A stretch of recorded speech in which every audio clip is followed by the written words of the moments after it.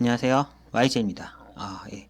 이번에는 이제 새롭게 만들어 본 코너인데요. IB 금융회사라는 코너로 국내에 있는 다양한 금융회사에 대해서 하나씩 돌아가면서 알아보는 시간을 가져보려고 합니다. 그 첫 번째 시작으로는 한국의 그 국대 대표 선수로 볼 수 있는 운용자산 737조를 자랑하는 국민연금 기금운용본부에 대해서 알아보도록 하겠습니다. 네, 그럼 가보시죠. 예, 기금운용본부 홈페이지를 주로 자료를 참고했고요. 보시면은 적립금 추이가 나와 있습니다. 현재 2019년 12월 말 현재 737조 원에 이르는 자산을 가지고 있습니다. 그리고 2041년에는 1778조 원까지 2배 이상 추가로 확대될 것으로 보이는 정말 어마무시무시하게 거대한 그런 연금으로 볼 수 있을 것 같습니다. 기금용 수익률이고요. 수익률은 누적 수익금 88년부터 2019년까지 누적으로 367.5조 원을 벌었다고 하고요. 수익률은 또 그때그때 금액이 다르니까 수익률은 해보면 연평균으로 이제 환산을 하면 5.86%를 꾸준히 벌어왔다고 하네요. 기금 포트폴리오를 보면요. 기금은 금융, 복지 부분, 기타 부분으로 나뉘어 운영되며 금융 부분은 국내 주식, 해외 주식, 국내 채권, 해외 채권, 대체 투자 및 기타 금융 상품으로 나누어 운용되고 있다고 합니다. 보면은 보통 뽑는 부서도 이런 그 자산별을 뽑고 있습니다. 그 국민연금 공고를 보시면은 보통 국내 주식 채권, 대체 투자 같은 경우 국내 해외 대체 투자인데 세부적으로 인프라, 부동산 등 나눠지긴 하는데요. 큰 카테고리 상으로는 국내 주식, 국내 채권, 해외 주식, 대체 투자 이런 식으로 분류된다고 볼 수 있을 것 같습니다. 보실까요? 예, 이제 해외 투자 규모를 한번 보면은 전체 자산 중에서 국내가 65.1%, 한 480조 원 정도를 투자하고 있고요. 해외가 34.9%, 256.8조 원 정도를 해외에 투자하고 있다고 하고 그 해외 자산은 디테일하게 보면은 주식이 한 65%, 채권이 12%, 대체 투자가 23% 정도를 차지하고 있다고 합니다. 또 위탁 운용 규모를 보시면요. 위탁 운용이란 거는 외부 운용사에 위탁해서 맡기는 부분이고요. 그러니까 직접 국민연금에서 대출을 하고 직접 주식을 사고 직접 채권을 산다면 직접 운용이고요. 나 이런 종류의 채권들을 사줘라고 해서 자산운용사한테 맡겨서 자산운용사가 그런 투자 가이드라인 따라서 해당 투자를 하는 그런 방식을 위탁운용이라고 합니다. 이 위탁운용을 하게 되면 대신 이제 관리에 대한 그런 로드가 지금 국민연금 인원이 항상 부족하다고 말하잖아요.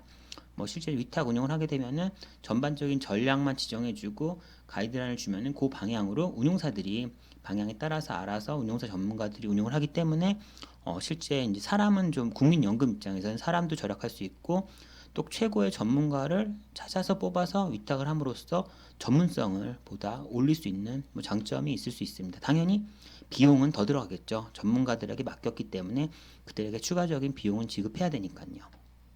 그래서 이런 위탁도 결국은 주식 54%, 채권 20%, 대체 투자 26%를 하고 있다고 하고요.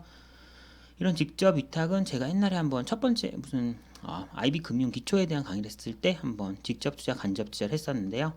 이게 막 그거죠. 지금 제가 직접 운용이란 거는 어떠한 회사가 대출을 예를 들면은 직접 A라는 회사한테 대출을 해주면 직접 투자인 거고 간접 투자는 여기는 제가 펀드를 안 썼는데 아마 ABS 이런 설명하는 그림이었던 것 같아요. 여기도 펀드일 수도 있죠. 펀드 리츠. 저희는 예를 들어서 어떤 채권을 투자해줘 라고 하면서 펀드에 돈을 투자하면 그 펀드 운용사가 적극적으로 회사를 발굴하고 찾아서 실제 그 채권을 투자하면 결과적으로 저희는 이제 간접적으로 투자하게 되는 거죠. 중간에 펀드라는 비클이란 말은 좀 여기서 안 맞을 수도 있고요. 어쨌든 위탁해서 얘들에게 운용을 시키는 방식으로 투자를 하는 이런 간접 투자가 있습니다. 기금 운용 계획이고요. 보시면은 국민연금 기금위원회는 매년 5년간에 대한 목표를 설정하고 또 그 이행을 위하여 이러저런 변화를 반영한 기금 운용 계획을 수립한다고 하고요.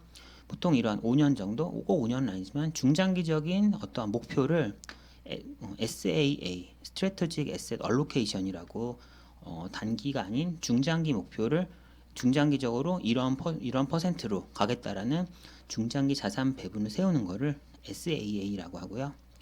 그럼 그거에 맞추기 위해서 향후 5년 뒤에 여기에 가기 위한 내년 바로 1년 뒤에 그 계획은 연간 기금용 계획 Tactical Asset Allocation TAA라고 합니다. 그래서 TAA들이 모여서 SAA인 중장기를 향해 가는 방향인 거죠. 그래서 당장 난 5년 뒤에 2024년 일로 가고 싶은데 당장 일로 가기 위한 첫 번째 연도는 여기를 목표로 하겠다라는 게 TAA이고요.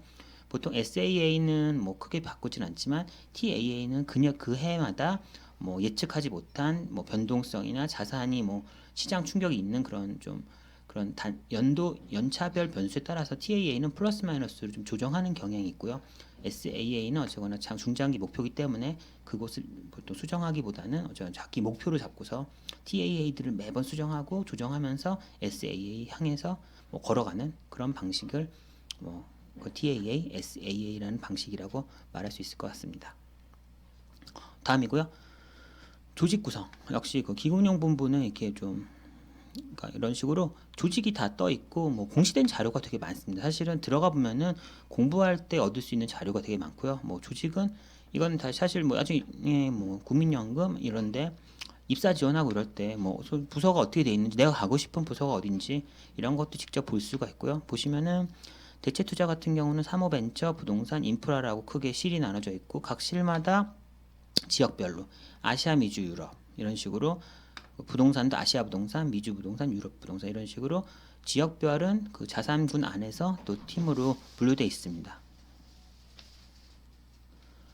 네, 다음 공단 소개고요. 이것도 보시면은 궁금하시면은 사실은 국민연금은 모든 직원을 다 조회할 수가 있습니다. 이거 좀 조회할 수 있는데요. 그래도 이건 개인정보니까 이제 가렸습니다.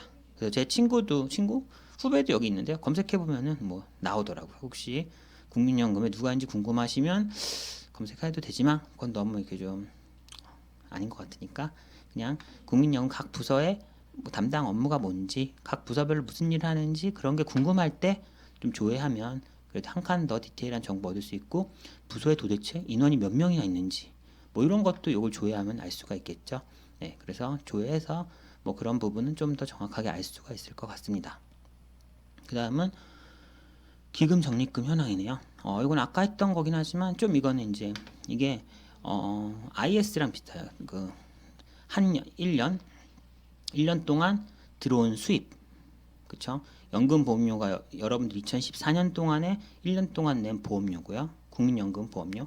그리고 자산을 굴려서 얻은 수익. 합친 총 캐시인이 있고 그 해에 지급한 게 있겠죠. 또 연금 역시 뭐 이미 연금 받으시는 분들 계시니까 그분들한테 나가는 연금, 뭐 기타 비용들에서 들어온 돈, 나간 돈, 한 남은 부분이 그 해에 이제 쌓이게 되는 거죠. 그래서 그 해에 남은 돈이 이제 기존에 남아있던 돈 합쳐서 적립금 누계인 이게 조겠죠. 10억, 100억, 1000억, 1조, 10조, 420조가 되는 거. 328억이 남아서 그 돈을 합쳐가지고 32조네요.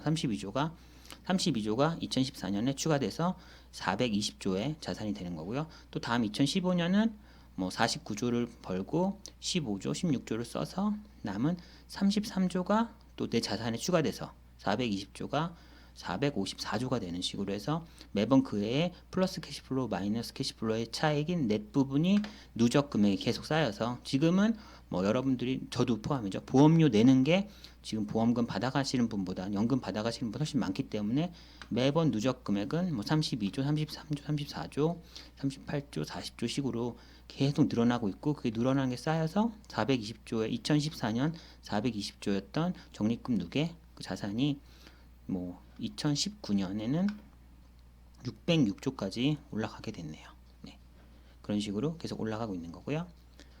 부문별 현황입니다. 디테일하게 뭐 다 보진 않았고요. 자료 들어가시면 이거 다 보실 수가 있어요.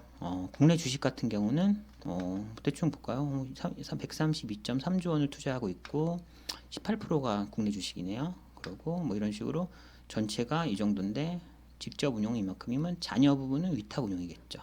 그런 거고 주식도 탑10 투자 종목이 나와 있더라고요. 엑셀이 뭐 있는 걸 봐서 더 디테일한 자료가 있는 것 같은데 일단 요거까지만 볼게요. 삼성전자가 제일 많고 하이닉스, LG화학, 포스코 이런 식인데 아마 연금 같은 경우는 롱텀으로 좀 패시브 투자를 하기 때문에 뭐 정확하진 않지만 사실은 코스피의 그런 코스피의 비중 각 개별 종목의 비중이랑 유사하게 전반적으로 비슷하게 코스피처럼 좀 깔고 가는 부분이 있지 않나 그런 생각이 듭니다. 예, 그리고 국내 대체는 이제 뭐가 있을까요? 국내 대체는 25조 정도 되고 3.4% 비중이 되고 전체가 이런 전체 비중 중에서 부동산이 이 정도네요. 국내는. 예. 그럼 볼까요? 뭐가 있을까요? 보면은 국내 대체 투자라는 것은 인프라, 부동산, 기타 대체라는 세 가지 분야로 나누고 있고요. 인프라는 대부분이 BTO네요. Build, Transfer, Operate, BTO 방식이고 일부 BTL 방식, 그 외에 뭐 자원, 에너지, 운송 터미널, 발전, 유틸리티로 국내 인프라는 구성되어 있고요. 그리고 국내 부동산은 지분형, 핵심 투자, 지분형, 비핵심 투자. 이게 지역을 정확히 지분이니까 당연히 에쿼티를 투자하는 걸 거고요. 핵심 투자가 뭐 CBD, YBD 이런 핵심 지역을 투자한다는 건지 아니면은 50% 이상의 지금 의결권을 가진 다수의 주식에 투자한다는 건지 그건 제가 정확히 모르겠어요. 예. 어쨌거나 뭐 핵심 투자, 비핵심 투자로 나눠지고 있고 대부분이 지분, 에쿼티의 핵심 투자 형태가 67%나 되네요. 부동산은. 그리고 그 외에 국내 대체 투자의 기타 등등은 뭐냐? PF, 프라이빗 에쿼티 펀드, 벤처 캐피탈이겠죠. MPL 자산들, 메자닌 인수금융, 그로스 캐피탈. 이건 뭔지 모르네. 그로스 캐피탈은 뭔지 모르겠어요. 이거 말고는 어쨌거나 이런 대체 투자의 다른 분야들을 또 담고 있고요. 해외 대체는 어떤가 볼까요?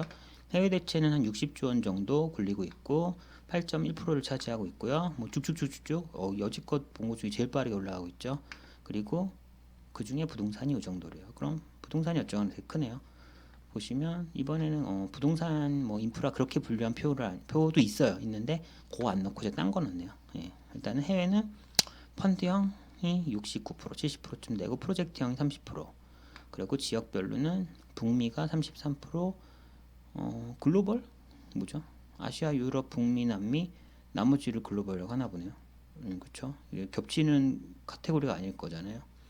그런 거고 프로젝트형이란 건 어떠한 정해진 하나의 프로젝트에 투자하는 걸 프로젝트형이라 그러고 제 생각엔 펀드형은 블라인드 펀드 같이 어떤 목적물이 정해지지 않고 대신 가이드라인, 투자 특성, 방향, 스타일 같은 거를 정한 상태로 금액을 이제 커미트먼트를 해주면 자산운용사가 그 제시받은 그 투자 가이드라인에 맞춰서 투자를 발굴해서 투자하는 그런 블라인드 펀드 형태를 제 생각에는 펀드형이라 그럴 것 같아요. 왜냐하면 프로젝트형의 반대말은 약간 그런 블라인드성 펀드일 수밖에 없으니까요. 그리고 또 볼까요? 네, 지금 또 시간이 많이 흘렀으니까 일단 MPS 기금운용 뭐 얘기할 게 되게 많은데요. 그래도 일단 여기서 끊고 다음번에 조금 더 추가하도록 하겠습니다. 그래서 다음번에는 뒤져보니까 기금운용 성과, 자산별 성과, 운용 계획, 뭐 성과 평가 방식 이런 내용들도 더 많이 있었고요. 또 보면은 사실 또 재밌는 자료들은 국민연금 기금운용본부 홈페이지가 아닌 국민연금 연구원이라는 곳에 들어가면은 또 국민연구원에서 어떻게 보면 이런 실질적인 실제 투자를 위한 좀 이론적인 연구 그런 자료들을 되게 많이 만들어놨기 때문에 대체 투자가 어떠한 연구 자료가 물론 여기 주식 채권 다 있는 거지만 대체 투자든 아니면은 전체 포트폴리오 관점이든 그런 이론적인 자료가 사실 우리나라에 많지 않은데요. 국민연금 연구원에 들어가 보면은 그런 자료를 좀 많이 얻을 수 있어서 이런 연기금이나 이런 좀 기관 투자 쪽 가고 싶어 하시는 분들은 스터디할 때 국민연금 연구원 자료를 읽어보시면 많은 도움이 될 것 같아요. 그래서 시간이 되면은 다음번 할 때 국민연금 연구원에 있는 자료들도 좋은 게 있으면 꺼내서 다시 한번 소개하도록 하겠습니다. 네, 오늘은 그럼 여기서 마치겠고요. 국민연금 기금운용본부는 좀 너무 할 내용이 많아서 도저히 한 번에 할 수가 없으니까 다음번에 뭐 다음번 한 번, 아니면 다음번 두 번 정도 해서 좀 더 디테일한 내용을 설명할 수 있도록 하겠습니다. 네, 그럼 오늘은 여기서 마치겠습니다. 여러분 안녕.